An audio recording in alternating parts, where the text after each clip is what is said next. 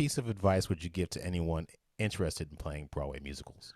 Okay, well, bits of what we've talked about up till now, being as well-rounded as a musician as you possibly can, no matter what instrument you play. But if we're specifically talking about drummers and percussionists, you better have some skills on all those instruments, as many as you possibly can, because that's what's going to enable you to work more.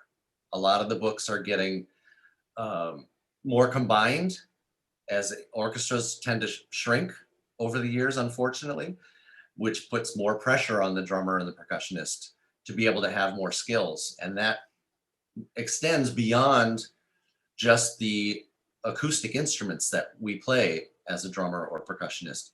Electronics are in the scene and on most shows, and you better be able to play along to a click track like you've been doing it since you were born. You should have some abilities to work with and create drum loops or rhythm programming and that kind of stuff. Sequencing, all that stuff is happening now in many of the Broadway pits.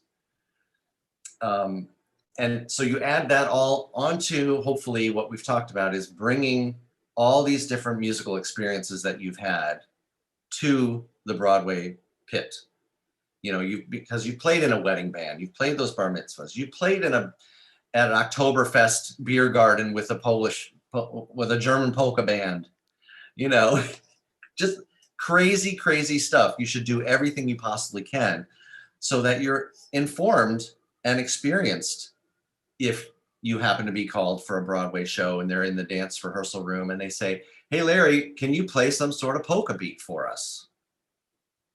You better know what that is. Or if they say, "We want a Dixieland, play a Dixieland shuffle here." What is that? You better know what that is. So it's not just having all your chops together and having all your licks and that kind of stuff. You've got to be able to play all those styles because you're going to be asked for it,